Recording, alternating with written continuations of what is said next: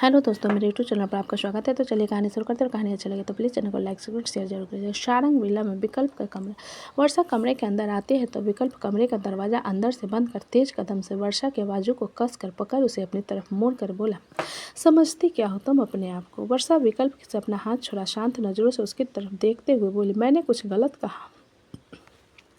हाँ, तुमने गलत कहा। वो आप ही घर का छोटा बेटा है। विकल्प ने वर्षा को घूरते हुए कहा, जिसे सुन वर्षा उसे देखते हुए बोली, छोटा बेटा है तो क्या उसे बिगाड़ कर रखोगे?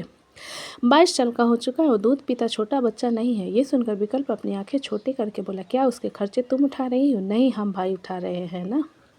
तो तुम्हें क्यों दिक्कत है? वर्षा विकल्प की बात पर बोली, चलो अच्छी बात है, मैं दोबारा से कभी नहीं बोलूँगी। विकल्प एक गहरी सांस भरकर वर्षा की आंखों में आंखें डालकर बोला, एक बात हमेशा याद रखना वर्षा, चाहे तुमसे कितना भी प्यार करूं, लेकिन हम भाइयों के बीच में बोलने का हक ना हम अपनी बीवियों को देते हैं और ना गर्लफ्रेंड को।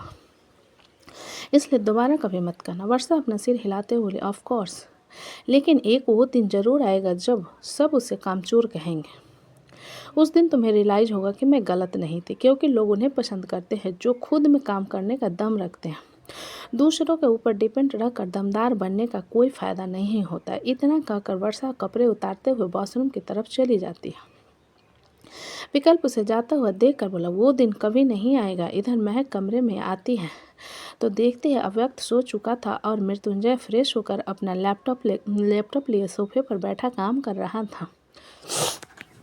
महक मृत्युंजय की तरफ देख के गहरी सांस भरकर कॉफ़ी पिलाते हुए बोली, आपकी कॉफ़ी मैंने ऑफिस में पी ली थी, मुझे ज़रूरत नहीं है, ले जाओ इसे वापस। मृत्युंजय ने रूढ़ आवाज़ में कहा, जिसे सुनकर महक ज़बरदस्ती की मुस्कान लिए कॉफ़ी का ट्रे कॉफ़ी टेबल पर रख मृत्युंजय की तरफ देखते हुए बोली, मैंने आपके लिए कुछ बनाया है, मुझे नहीं खाना है।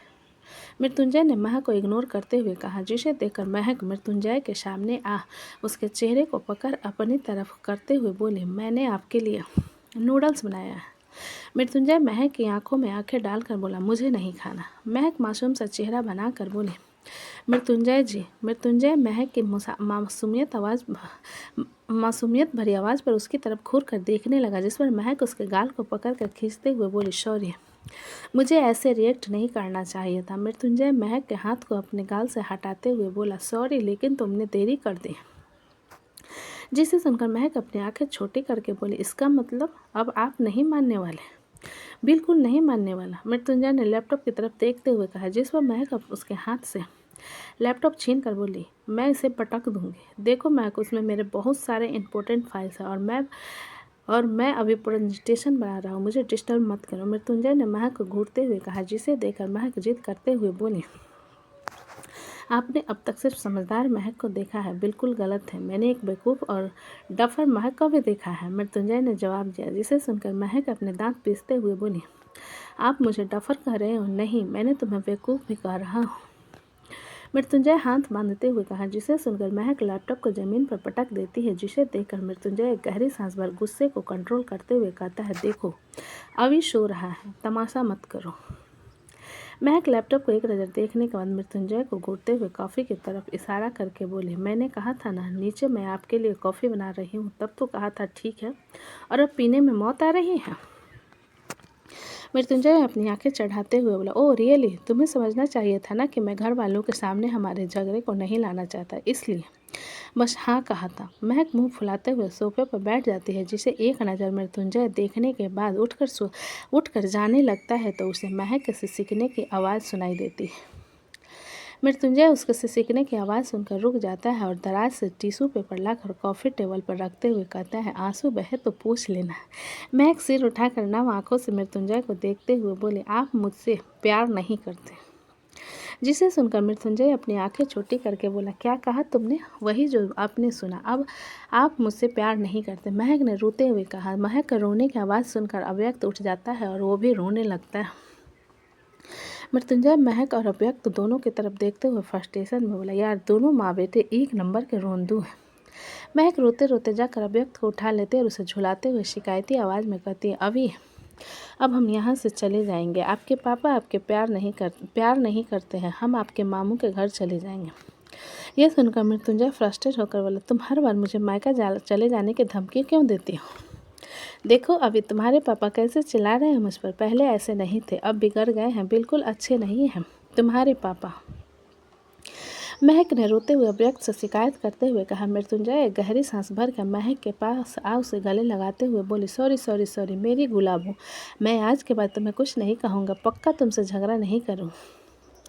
महक मृत्युंजय की बात पर उसकी तरफ देखते हुए बोली, सच में झगड़ा नहीं करेंगे मुझसे और बिना मेरे मूड के मेरे करीब नहीं आएंगे आप? तुम कहो तो मैं भी तुम्हारा मूड बना देता हूँ।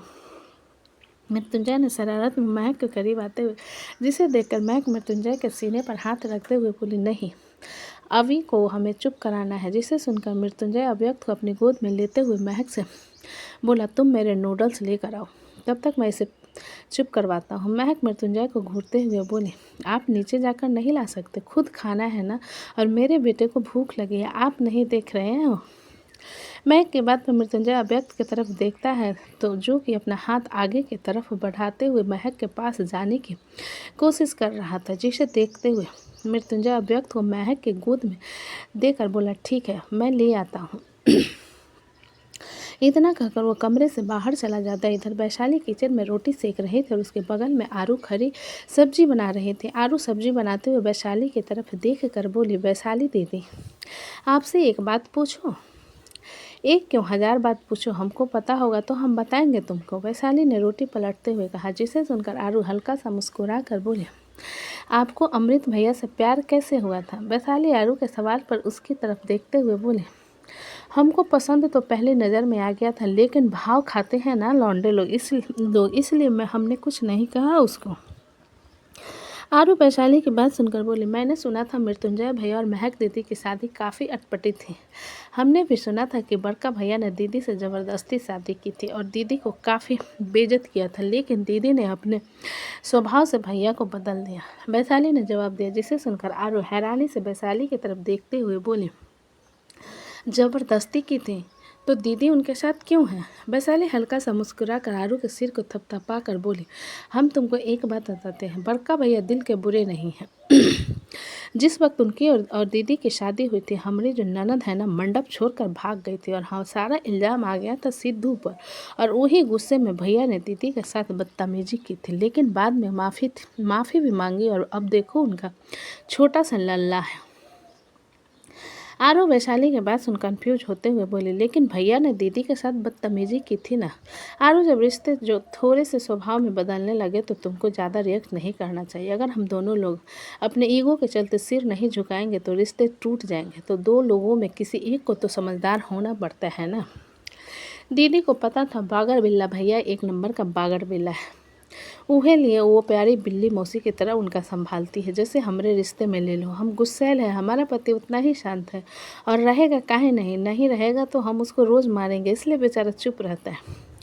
वैशाली ने खुद की बखान करते हुए कहा। दरवाजे पर खड़ा मृत्युंजय वैशाली की बात सुनकर बोला, अच्छा तो तुम इस तरीके से मेरी तारीफ और बुराई साथ में करती हो? मृत्युंजय की आवाज़ पर वैशाली मुड़कर उसकी तरफ देखते हुए, आप काहे जासूसों की तरह हम औरतों की बातें सुन रहे हो? वैसे यहाँ पर औरत है कौन? मृत्युंजय ने अंदर आते हुए पूछा, जिसके जवाब में वैशाली अपने और आरू की तरफ इशारा करते हुए बोले, हम और हमारी बहन आरू, हम दोनों औरत हैं। मृत्युंजय अपना सिर हिलाकर बोला, मुझे लगा था जंगल से छूटकर भागा हुआ कोई लंगूरी है जो हमारे घर में आकर रह गई है। ये सुनकर वैशाली तवे की तरफ दिखाते हुए गुस्से से, हम बता रहे हैं, हम इसको आपके मुंह पर मार देंगे, फिर जाकर करते रहना शिकायत दीदी से, हम निपट लेंगे। जिस पर मृत्युंजय वैशाली के सिर पर टपली मारते हुए बोला, शिकायती पुड़िया, बताओ वैसे मेरी बीवी ने जो नूडल्स बनाया है मेरे लिए वो कहाँ है? वैशाली दांत दिखाते बोली, हम नहीं बताएंगे, आपने हमको मारा ना, हमको लंगूरी कहा, शिकायती पुड़िया कहा, जब तक सॉरी नहीं कहेंगे हम नहीं बताएंगे। मृत्युंजय अपने दांत पिसते हुए बोला, देखो वैशाली, कुछ घंटे बाद हम सबको डिनर करना है, मुझे जल्दी से खाकर उसे हजम करना है ताकि मैं सबके साथ डिनर कर सकूँ, इसलिए बताओ कहाँ है? वैशाली अपना सिर नहीं में हिलाते बोले, हम तो बताएंगे ही नहीं। मृत्युंजय वैशाली को घूरते हुए आरू की तरफ देख कर बोला, कहाँ पर रखा है? आरू एक नज़र वैशाली को देखने के बाद मृत्युंजय से बोली, भैया मुझे नहीं पता। तभी शिवांश बाउल लाकर वैशाली के सामने रख कर बोली, आंटी बाउल। मृत्युंजय बाउल देकर वैशाली को घूरते हुए, तुम्हारी इतनी हिम्मत जो तुमने मेरी बीवी का मेरे लिए बनाया गया नूडल्स किसी और को बांट दिया? तुम कितनी जलनखोर औरत हो। वैशाली कपट खोलकर उसमें से नूडल्स लाकर बाउल को निकाल स्लैब पर पटकते हुए बोले, आपका नूडल हम नहीं खाए हैं। जलनखोर औरत, आप हो बागर बिल्ले। मृत्युंजय चमकती आंखों से नूडल्स देकर उसे उठा लेता और वैशाली को घूरते हुए कहता, जंगल सफारी से छूटकर भागी हुई लंगूरी।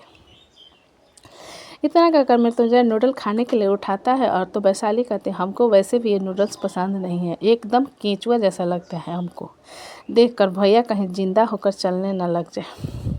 मृत्युंजय वैशाली की बात सुन उसे बुरी तरीके से घूरते हुए वहाँ से जाते हुए बोला, तुम झूठ बोल रही हो। इतना कहकर वो नूडल्स के बाउल लेकर अपने कमरे की तरफ चला जाता है। वैशाली मुस्कुराते हुए उसे जाता हुआ देखने के बाद शिवांश की तरफ देखकर बोली, शिव, तुम्हारे लिए हमने कमरा रेडी करवा दिया है। शिवांश वैशाली की बात पर बोला, ओके। वैशाली मुस्कुराते हुए फिर से अपना काम करने लगती है। वीर का अपार्टमेंट। मिस्टर गोयनका खुशहाली की तरफ देखते हुए बोले, अपने डैड को अंदर आने के लिए नहीं कहोगे? खुशहाली अपना सिर हिलाते हुए कुर्सी से उठकर बोले, अंदर आइए। मिस्टर गोयनका अंदर आकर खुशहाली की तरफ देखते हुए बोली, बैठ जाओ, वैसे भी तुम्हें इस हालत में ज़्यादा भागदौड़ नहीं करनी चाहिए। खुशहाली मिस्टर गोयनका की बात सुनकर बोली, मैं ठीक हूँ, आप बैठिए ना। ये कहते हुए खुशहाली सोफे की तरफ इशारा करती है। वीर मिस्टर गोयनका को देख खुशहाली की तरफ देख कर बोला, मैं चाय बनाकर लाता हूँ। मिस्टर गोयनका वीर की बात पर बोले, नहीं नहीं, मैं चाय पीने नहीं आया हूँ, मुझे तो बात करनी थी तुम दोनों से। मिस्टर गोयनका की बात पर वीर के जाते हुए कदम रुक गए और वो पलट कर मिस्टर गोयनका की तरफ देखते हुए बोला, बात करनी थी? मिस्टर गोयनका अपना सिर हिलाते हुए बोले, हाँ, बात करनी थी। मिस्टर गोयनका के बाद वीर और खुशहाली उनके सामने वाले कुर्सी पर बैठ गए थे। मिस्टर गोयनका ने उन दोनों को देखते हुए बोले, शादी कर ली दोनों ने? वीर मिस्टर गोयनका के बात पर, अभी हमने इस बारे में सोचा नहीं है। मिस्टर गोयनका वीर की बात सुनकर बोले, तुम दोनों साथ में 8 महीना होने वाला है और अभी तक इस बारे में सोचा नहीं, काफ़ी अजीब लगता है। या शादी नहीं करना चाहते खुशहाली से? एक तरीके से वो वीर को ताने दे रहे थे, जिसे महसूस करते हुए खुशहाली मिस्टर गोयनका से बोली, नहीं डैडा, वो मुझसे शादी करना चाहते हैं, लेकिन मैं अभी इस चीज़ के लिए तैयार नहीं हूँ। खुशहाली की बात सुनकर मिस्टर गोयनका वीर की तरफ देखते हुए बोले, मैंने सुना तुम्हारी फैमिली के बारे में, और वो अब तुम बनारस के एमएलए बन चुके हैं और जितने भी तुम्हारे परिवार के दुश्मन थे सब तुम्हारे पीछे पड़े हैं। जिसे सुनकर वीर अपना सिर नहीं में हिलाकर बोला, जी नहीं, मेरे कोई दुश्मन नहीं, और जो भी थे अब वो रास्ते में नहीं है। मिस्टर गोयनका वीर की बात पर बोले, ठीक है, बाप हूँ ना, इसलिए बेटी को देखे बगैर रहा नहीं गया। मुझे अच्छा लगा कि वो खुश है तुम्हारे साथ। खुशहाली मिस्टर गोयनका के बात पर हल्का सा हंस कर बोले, हाँ हाँ हाँ, आप मजाक काफ़ी अच्छा कर लेते हैं डैड। वैसे प्रीति और मिसेज गोयनका कैसी हैं? जिसे सुनकर मिस्टर गोयनका अपने हाथ को आपस में मलते हुए, दरअसल मुझे तुमसे कुछ बात करनी थी, यही मैं सोच रही थी कि आप बिना किसी फ़ायदे के यहाँ पर तो नहीं आ सकते, तो कहिए मैं आपकी क्या मदद कर सकती हूँ? खुशहाली ने मुस्कुराते हुए कहा। खुशहाली की आवाज़ में एक तंज को महसूस कर मिस्टर गोयनका थोड़ी नाराज़गी से बोले, खुशहाली, मैंने तुम्हें पाल पोस कर इतनी बड़ी यूनिवर्सिटी में पढ़ाया लिखाया और तुम्हें एक काबिल वकील बनाया। अब मुझे तुमसे कुछ काम है, तो तुम इस तरीके से मुझे ताने नहीं मार सकती। खुशहाली मिस्टर गोयनका के बात पर बोली, आप मुझे एहसान गिना रहे हैं? तो मैं आपको बता दूं, मैं अपनी मॉम की जायदाद से पली बड़ी हूँ। आपके 1 रुपया भी मुझ पर खर्च नहीं हुए हैं, तो सीधा पॉइंट पर लिए एहसान मत गिनाइए। वीर उन दोनों के बाप बेटी के बीच में तनाव को देख पा रहा था, लेकिन वो उनके बीच में कुछ नहीं कहते हुए शांत रहना ज़्यादा बेहतर समझता है। वहीं मिस्टर गोयनका खुशहाली से सीधा पॉइंट पर आने पर बोले, दरअसल हाल में जिस ड्रिंक कंपनी के साथ मैंने कॉन्ट्रैक्ट साइन किया था, उस कंपनी के ड्रिंक में कुछ हानिकारक पदार्थ मिले हैं, जिस कारण इसका दबाव हमारी कंपनी के रेपुटेशन पर पड़ रहा है और केस हो चुका है। मुझे बस ये कहना था कि क्या तुम यूँ केस हमारे लिए लड़ोगे? मिस्टर गोयनका की बात सुनकर खुशहाली बोली, अगर ये फूड पॉइजनिंग का केस है तो आप जाकर उस आदमी से बात कीजिए जिसने ये केस दर्ज किया है, और बात कीजिए रिसर्च टीम से कि वो एक सीधा सा उपाय ढूंढे मेरे पास क्यों आए। मिस्टर गोयनका खुशहाली की बात सुनकर बोले, क्योंकि केस हमारे हाथ से निकल चुका है और इसे सिर्फ तुम ही हमारे लिए कुछ भी करके बचा सकती हो। खुशहाली मिस्टर गोयनका की बात सुन अपनी आंखें छोटी करके बोली, आप कहना चाहते हो कि मैं झूठी गवाही पेश करूं?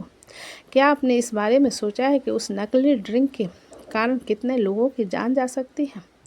मिस्टर गोयनका खुशहाली की बात पर थोड़े गुस्से से बोले, वो ड्रिंक नकली नहीं है, उस पर गलत इल्ज़ाम लगाया जा रहा है और तुम्हें तुम्हारी मुंह मांगी कीमत मिलेगी। मुझे बस ये केस जीतना है।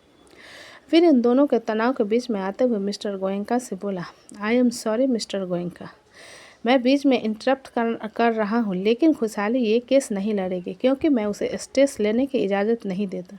इससे मेरे बच्चे को दिक्कत होगी। मिस्टर गोयनका वीर की बात पर बोले, तुम बीच में मत बोलो, ये मेरे और मेरी बेटी के बीच की बात है। खुशहाली वीर के हाथ को पकड़ते हुए बोली, मुझे अच्छा नहीं लग रहा है। वीर अपना सिर हिला मिस्टर गोयनका की तरफ देखते हुए बोला, आप कोई और वकील देख लीजिए, खुशहाली ये केस नहीं लड़ेगी और वैसे भी वो तो छुट्टी पर है। मिस्टर गोयनका उन दोनों के इनडायरेक्टली वहाँ से चले जाने के इशारे को महसूस करते हुए सोफे से खड़े हो खटास भरी नज़रों से खुशहाली की तरफ देख कर बोले, तुम्हें अपने पिता की बेइज्जती करने का खामियाजा बहुत बुरी तरीके से भुगतना पड़ेगा। इतना कहकर वो वहाँ से चले जाते। उनके जाने के बाद वीर दरवाज़ा बंद कर खुशहाली की तरफ देखते हुए बोला, आप रिलैक्स होकर उनके बारे में सोचना बंद करो, मैं तुम्हारे लिए कुछ अच्छा सा बना देता हूँ। खुशहाली अपना सिर नहीं में हिलाते हुए बोली, मुझे कुछ अच्छा नहीं लग रहा है, बहुत गर्मी लग रही है। जिसे सुनकर वीर बोला, तुम ज़्यादा टेंशन मत लो, चलो आराम कर लो, वैसे भी रात होने वाली है, डिनर की तैयारी करनी पड़ेगी। खुशहाली वीर की बात सुनकर उसकी तरफ देखते हुए बोली, मुझे कुछ खट्टा सा खाने का मन कर रहा है, मसालेदार। वीर कुछ पल सोचने के बाद बोला, ठीक है, मैं तुम्हारे लिए मटर पनीर बनाता हूँ। खुशहाली अपना सिर हिलाते हुए बोले, ठीक है, लेकिन थोड़ा जल्दी बनाना। वीर अपना सिर हिला एप्रन पहनते हुए किचन की तरफ चला जाता है और खुशहाली वहीं डाइनिंग सोफे पर जाकर लेट जाती है और अपनी आंखें बंद कर लेती हैं। तो दोस्तों, कहानी कैसी लगी मुझे कमेंट में लिखिए। अच्छी लगे तो प्लीज़ चैनल को लाइक करें, सब्सक्राइब करें और ज़्यादा से ज़्यादा शेयर करें। कहानी को पूरा सुनने के लिए धन्यवाद।